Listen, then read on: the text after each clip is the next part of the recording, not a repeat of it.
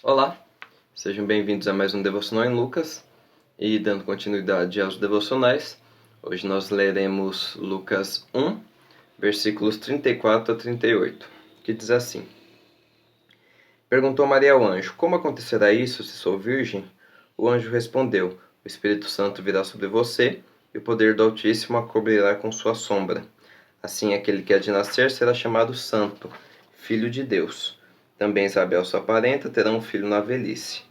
Aquela que diziam ser estéril já está em seu sexto mês de gestação, pois nada é impossível para Deus.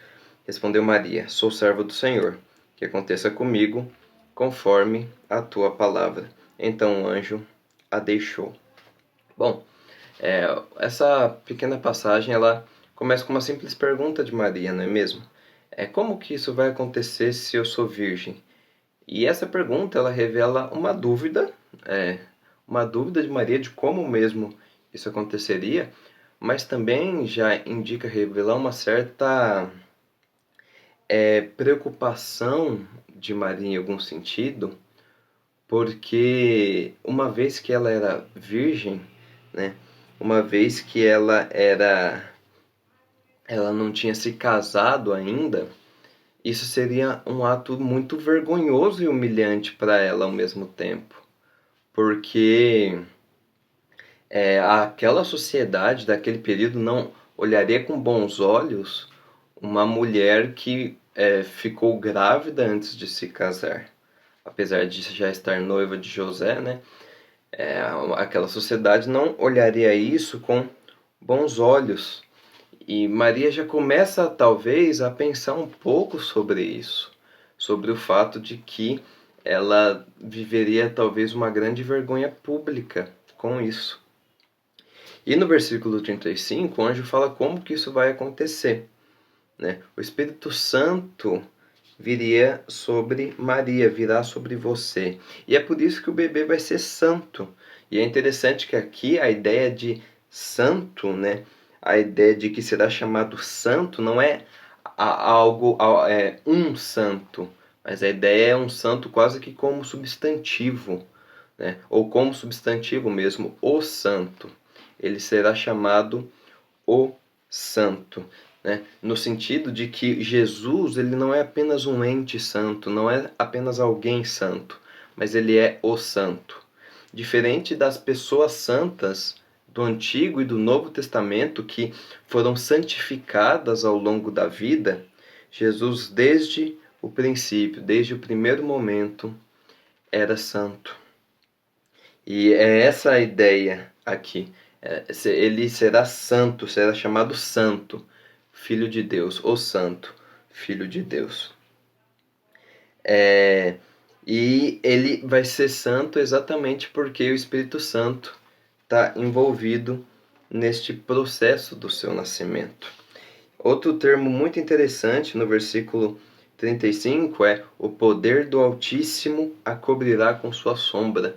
Esse termo ele denota quase como se fosse uma nuvem do poder de Deus, que de alguma forma envolveria Maria, né, para que ela pudesse conceber a Jesus, o que é algo muito belo.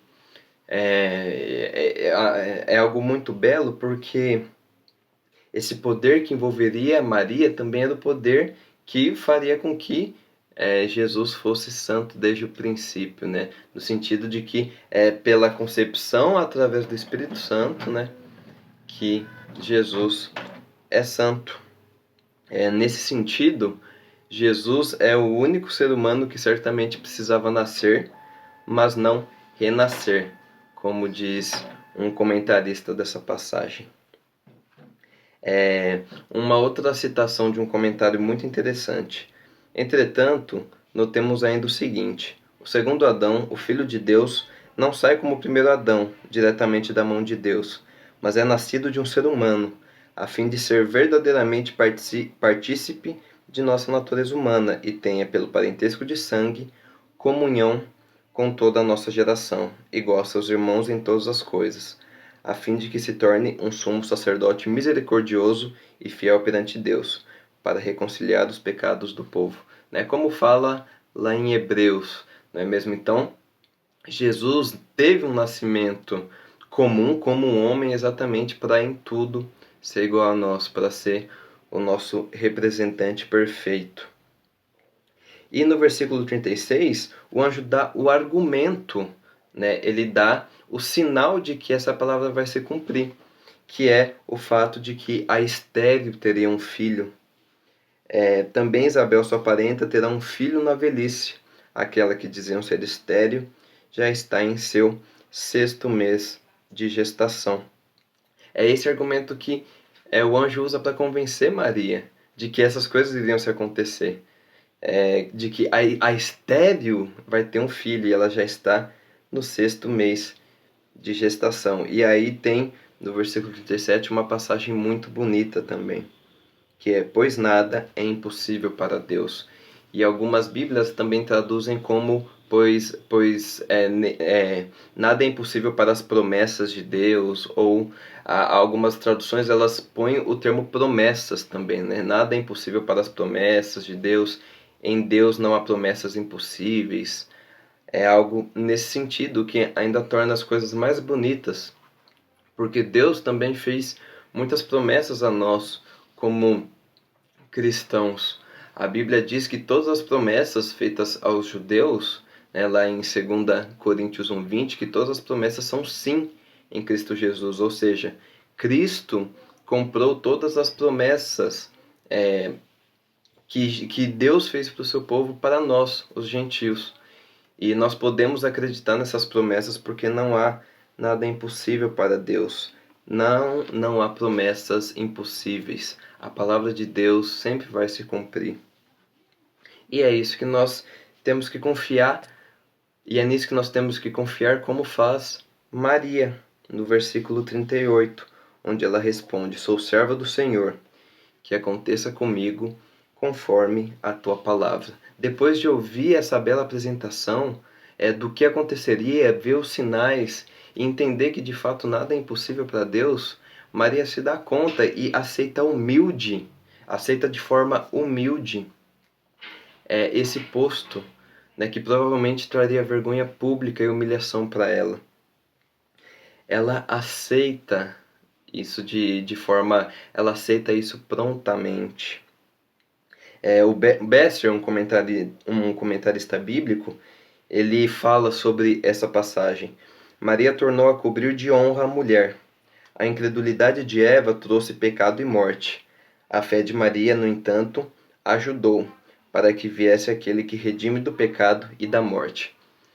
E por último, um outro contraste que a gente vê com a história de Zacarias, de quem talvez a gente esperava muito mais, por ser um sacerdote, por ser um homem nessa sociedade, que via as mulheres de uma forma tão diminuída, que a promessa de Zacarias envolve tirar a vergonha de Isabel.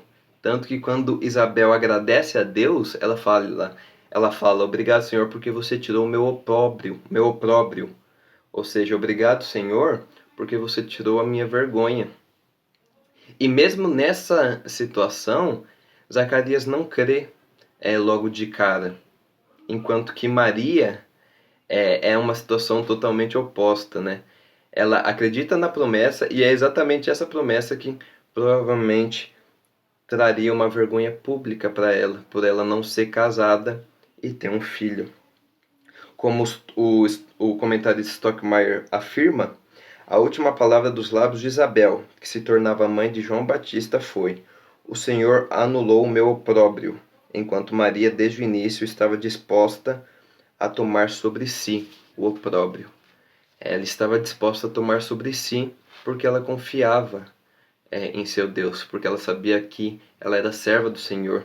Então que nós possamos ser como Maria também, confiarmos em nosso Deus, confiarmos em suas promessas, mesmo quando a situação parece adversa demais, mesmo quando a situação não é das melhores. Provavelmente a situação não era das melhores para Maria, que seria vista com vergonha pelos outros, mas ela era serva do Senhor e ela de fato confiou em suas promessas. Deus abençoe e até o próximo devocional.